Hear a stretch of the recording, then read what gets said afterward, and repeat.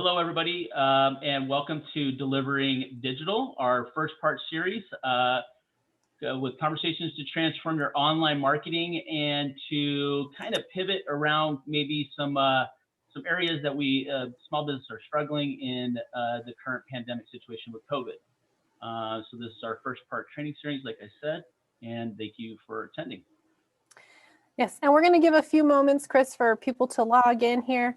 We did have quite a few people sign up, so we're just going to give a few moments for them to log in. Depending on how many participants we have, we're going to encourage you to use the Q&A box rather than the chat feature if you have any questions, or not if you have any questions, because for sure you'll have questions. This is more of an open forum. Chris is here to answer any of your digital marketing questions. So please use the Q&A box so we can make sure that we answer those questions and we don't lose them in the chat. And again, we're giving just a few more moments for those who signed up to log on.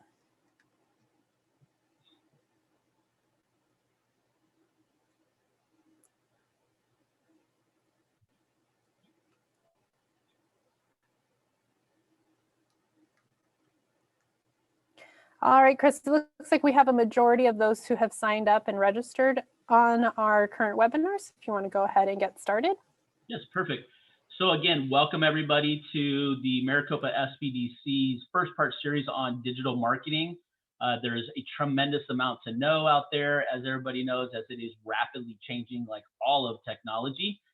This is an open question forum to answer any sort of questions or to discuss any sort of pivots that you are currently being challenged with during the current time of our pandemic, as well as to receive any insights that I may be able to help you out with to understand the landscape of digital marketing today. So again, we welcome you.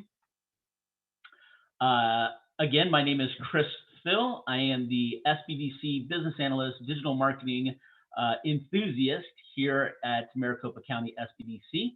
I come with 18 plus years of marketing and entrepreneurial experience myself, with being a part of many startups and other long-term projects as well. 10 of those years being a digital strategist, and I welcome you. A little bit about SBDC and the services that we offer. Maricopa County SBDC has a panel of 17 counselors in Maricopa County, and we have 10 SBDC centers across the state of Arizona. We offer many resources in regards to training and counseling to either help you in your new startup business venture, or maybe it is that you are continuing to grow and you have some questions on how to do so. We have many parts in order that we could help you with. We are funded through Maricopa County Community Colleges, as well as Arizona Commerce Authority, and a portion of the SBA. We offer assistance in many areas. Obviously, you can see on the screen, a few of them are marketing, assessments, and planning, that's where I fall in this area, as well as buying or selling your business, to government contracting and disaster loan assistance. Counseling is absolutely free, and you can visit our website to inquire more. These are some of the great tools at the SBDC that we offer our clients to assist them in their understanding of what it is that they're launching or that they are growing. Some of my favorite is IBIS World. IBIS World is an application that gives you industry insight over history, and as much as well as forecastability into the future in regards to certain sectors that you are in, as well as many other tools like LifePlan and Growth Wheel and the others that you see.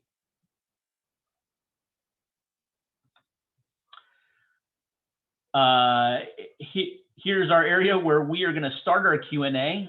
Again, I had a topic in regards to social media and understanding, what questions that may be out there in regards to your social media, but feel free to slide in any questions that you have, and hopefully I can be of assistance. and go from there. We will please put those in the Q&A, and we will respond. And also just prompt, we're going to start a poll, and this poll is just about how are you managing your current digital marketing? Are you using it, is it just by yourself within your business, or are you outsourcing? So if you want to go ahead and answer that poll, that'll give Chris a better understanding of who is joining us here today.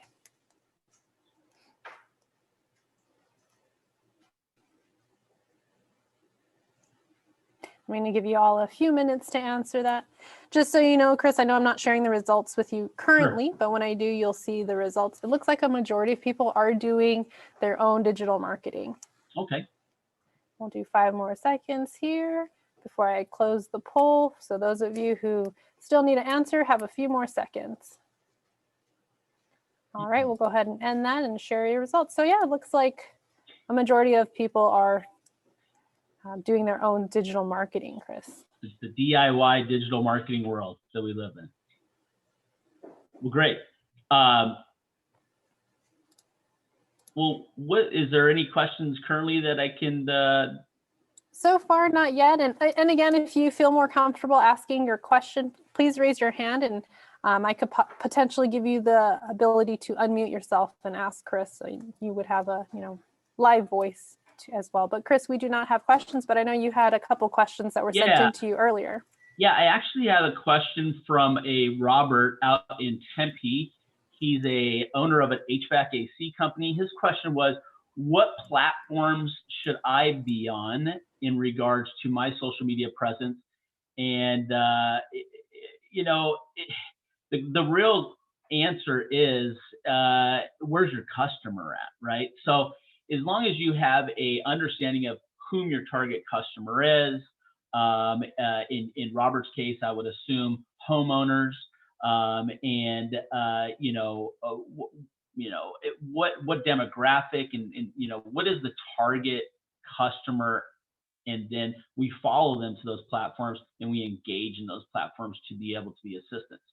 And now if we're a B2C, business to consumer, our content distribution amongst those channels may be a little bit different from B2B, where if we're Robert in your situation, if we're going after a consumer-based customer, then maybe we're doing the old, there's no Melvins on my job kind of thing. And we have a series to that, where if it's a B2B and a property management company, maybe we're using some more of, branded type material like, Train, for instance, right?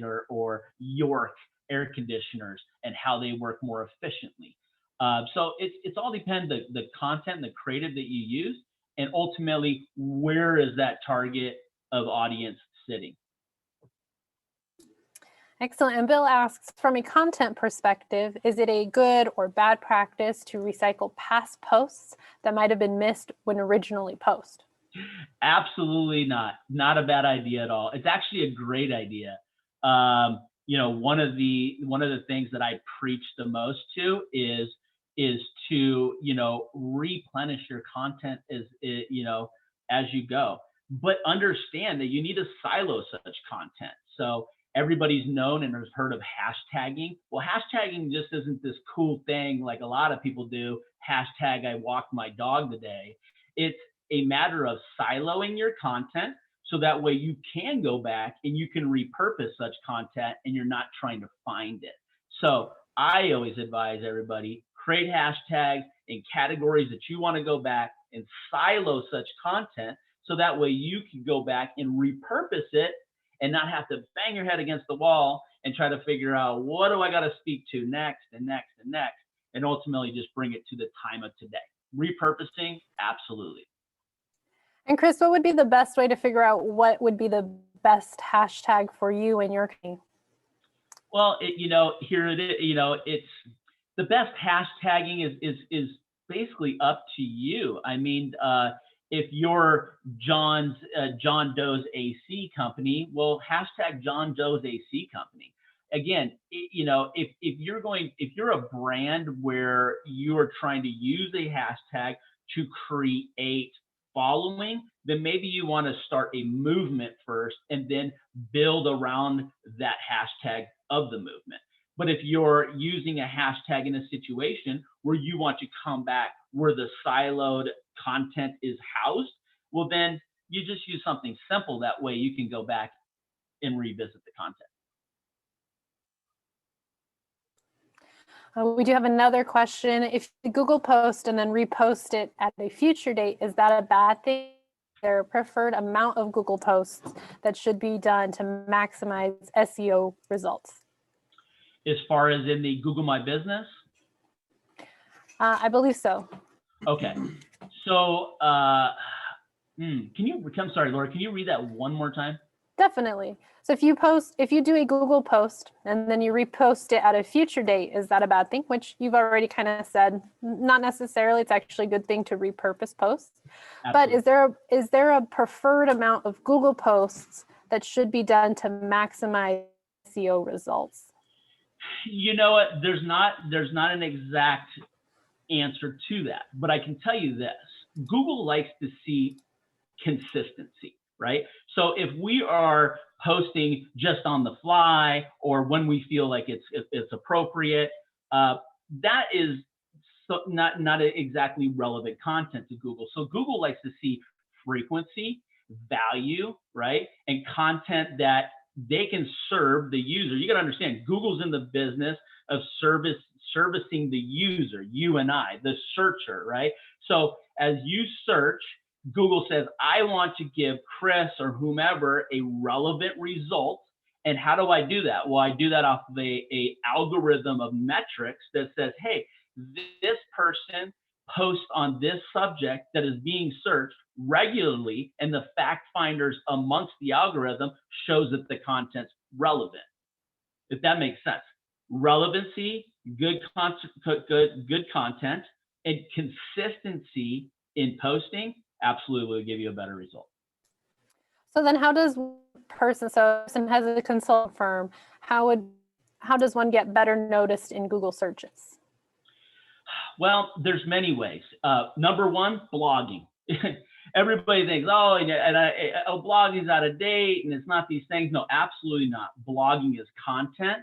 It's the more content, the better.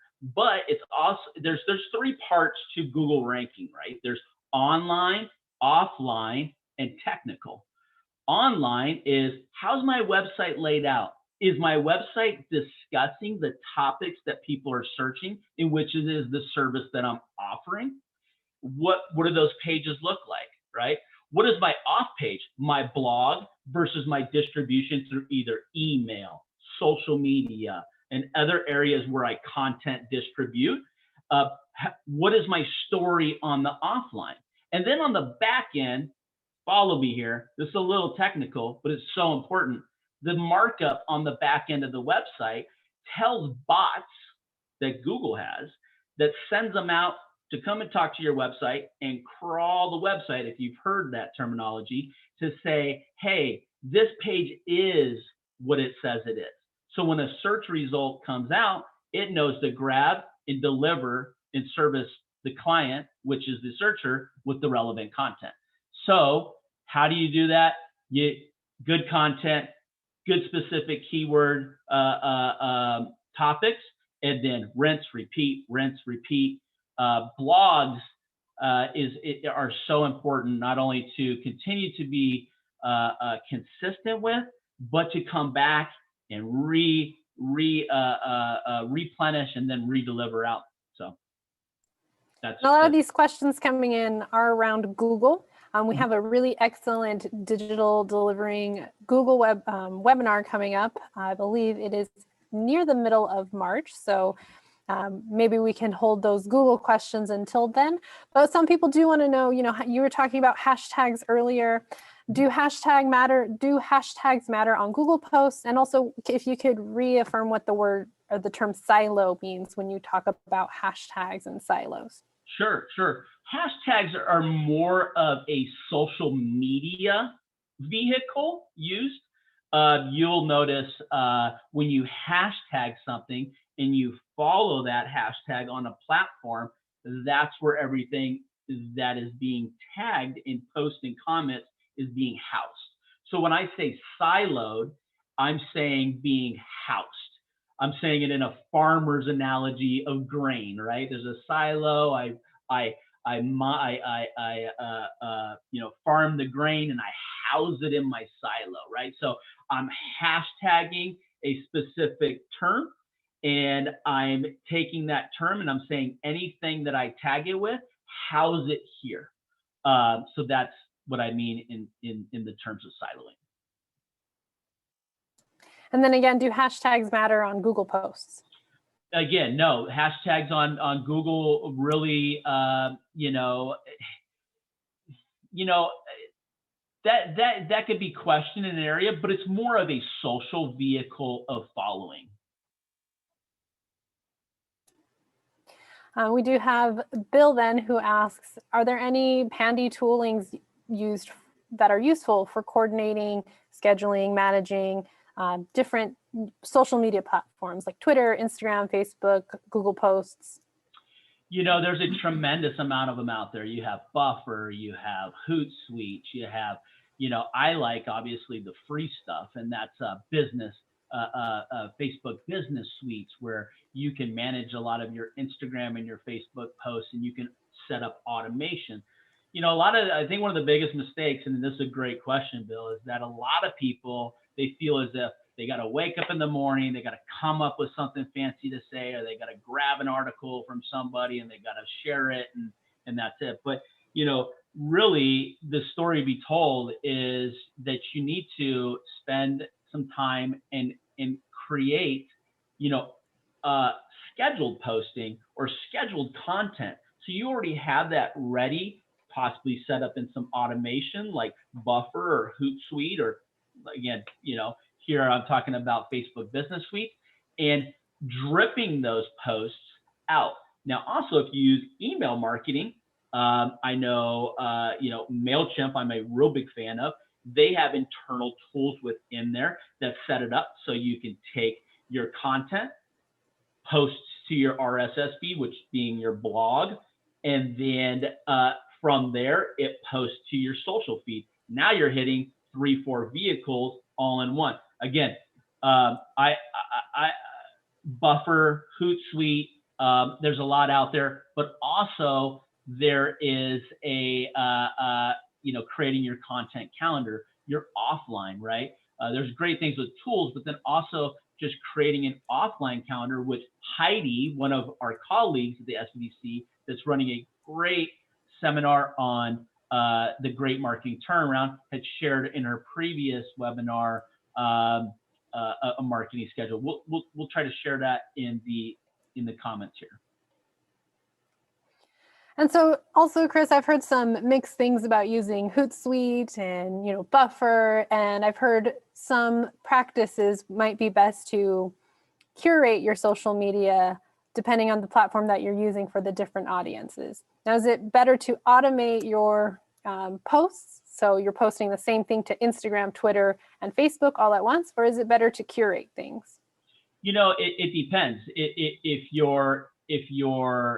It's a double-ended sword, because if you're a B2C and a B2B, yeah, you definitely want to curate, right? But if you're trying to spread the same message against the same target audience, and they are all three on same platforms, then we want to keep the marketing consistent, right? I always like to use the term of the discount tire guy. I don't know if anybody knows this, but the old lady that throws the tire through the window is the longest running commercial on TV, right? And it's probably one of the only discount tire commercials that you see. But content consistency is very key, especially if you're going after a certain target audience. And then again, Cheryl just wants to know, does posting through Buffer lower engagement? So kind of the same thing. And how important are hashtags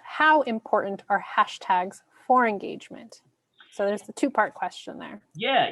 No, I don't believe. I think there's mixed feelings along the digital world, that some people think that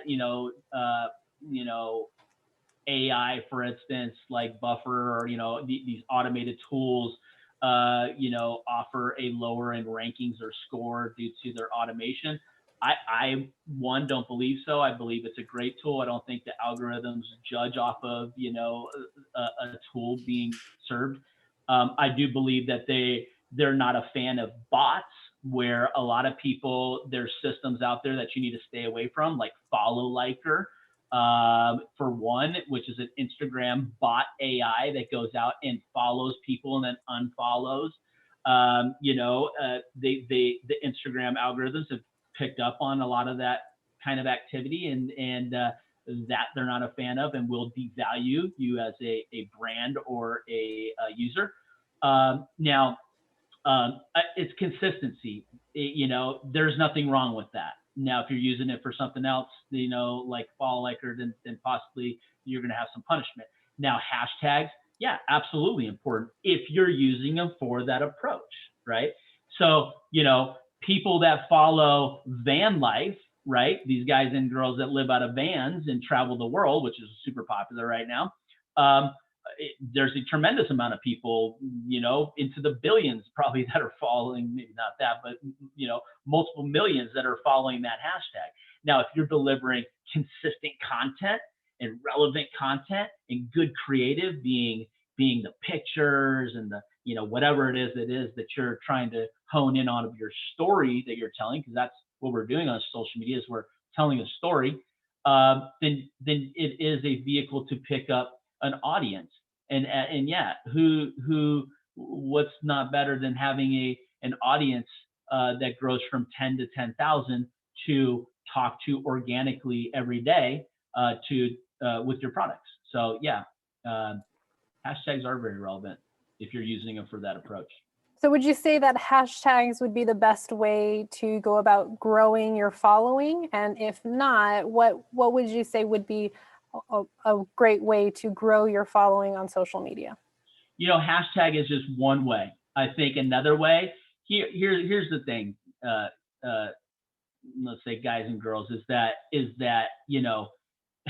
social media, there's no rocket science to it. It's sharing is caring, right? If you plug me, I plug you, and I shout you out, you shout me out, and you do that enough, you become friendly. And when people are friendly, you just become to have a bigger crowd.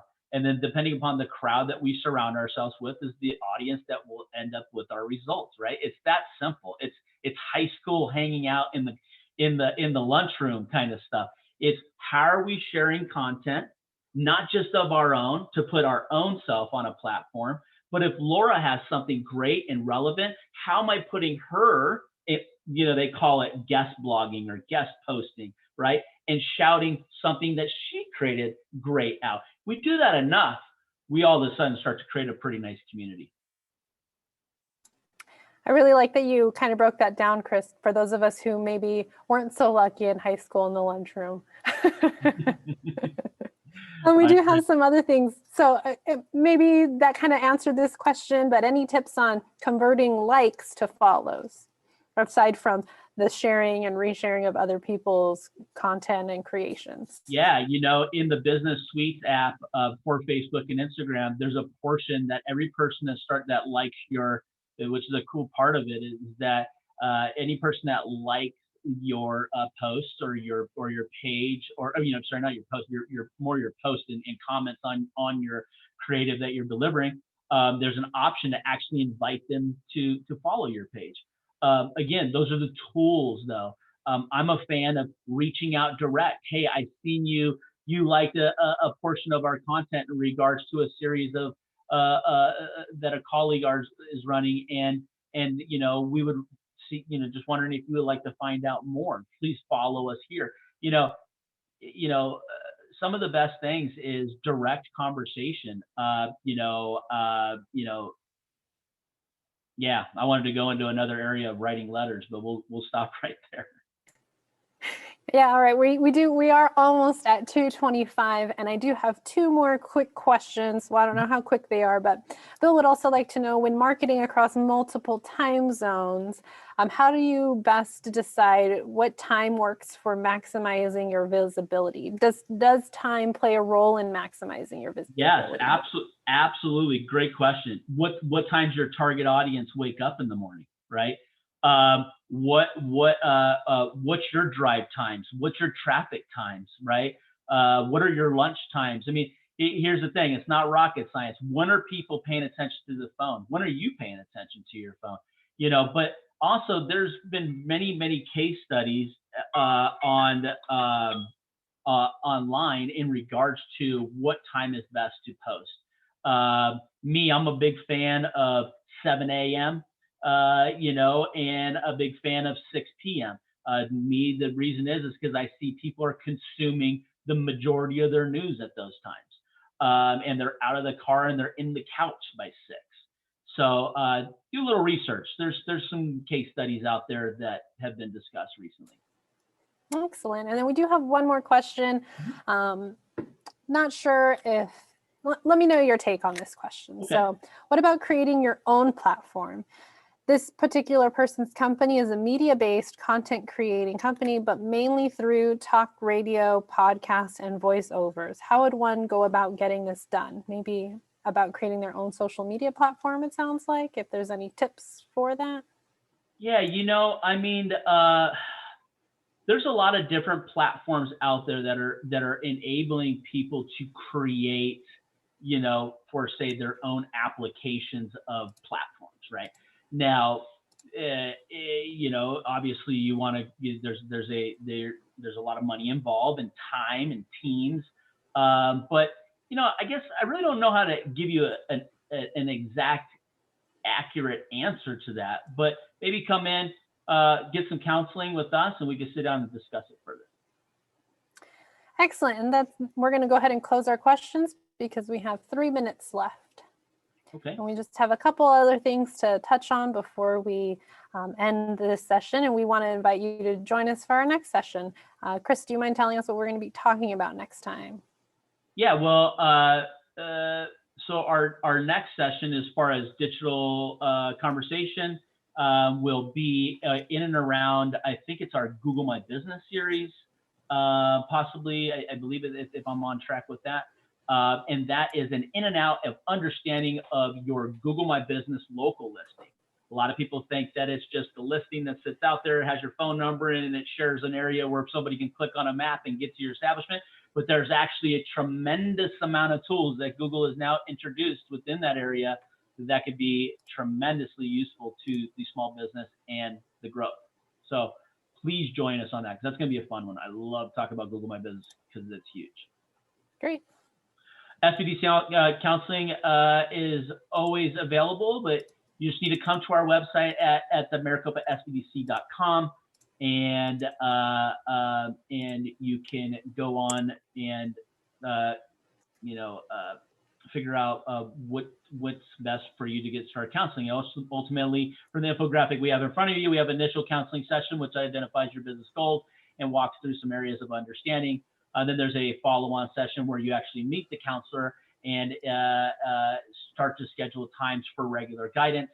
And then after that, we like to do the whole tracking and report metrics, so we can tell your data story, I like to say, to see you off into growth mode, or pick me back up to continue you on the path that you're continuing to go down. So and I have included that link.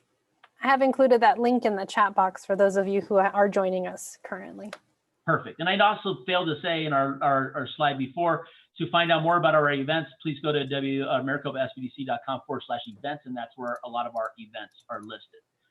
Here they are as upcoming webinars. We have a great one. Like I said, my colleague Heidi, she's awesome. She's all of our team's amazing, but she's the marketing colleague on my left side, and she is running a great 3-part series. And this is the last one. So if you haven't done it, it's kind of like Netflix. Go catch up on the other 2, come back in, hit 3. This is about pandemic promotional strategies. And then we have Anna, which is an amazing asset to the family as well, with the Ghost Kitchens and Virtual Concept Series coming up in March. So please, and many others, visit us. We have a great amount of knowledge passing through. And as well, you can always follow us on social media and other programs and updates as we update those and send them out to you. And that link has also been added to the chat box for those of us who are here today. Again, Chris, just a reminder for those who are following us on social media, if we have any changes or anything like that, social media will probably be the first place that you see them rather than our website. So we do highly encourage you to follow us on social media, especially now with everything being virtual. And share us. Absolutely. No, yeah, thanks, Laura. And then Maricopa SBDC, we have many COVID-19 resources. Please, everybody, stay safe. And our training calendar, again, our counselor bios are on the MaricopaSBDC.com. And, again, follow us on LinkedIn, follow us on SBDC. I'm constantly posting on LinkedIn on programs and other colleagues' programs, and even through the ACA and their programs. So there's just a lot of stuff moving right now. We got to keep everybody going, and that's what we're here for. We're a resource. We want to, continue to create jobs and to continue to help our small businesses stay in growth. And we just really value the opportunity to be able to serve you. And our COVID-19 resources, we have a little tab on our website. That is where you will find our current recordings of the webinars that we have publicly available to you. That's also a great place to look if you're interested in learning more about disaster loans, things like that. And then our counselor bios, a really great place to go. As Chris had told you in the beginning, we have tons of different counselors who have lots of different areas of expertise. So that's where you can go to see which counselor might best suit you for your business and your business's needs. All right, well, that concludes. We thank you for joining us today, and complete the if you could please complete the evaluation at the end of the program. We really appreciate it. It helps us improve the SBDC culture and deliverance out to you guys. And thank you again so much, and we hope to see you on the next webinar. Remember, always be branding. Yes, thank you all so much for joining us. Also, just so you know, the survey will pop up as soon as you exit this particular webinar. So you don't need to worry about clicking on anything. It should automatically pop up for you as you leave. We thank you for joining us. Thank you, Chris, and thank you all for your participation and your excellent questions. Have a great day. Thank you.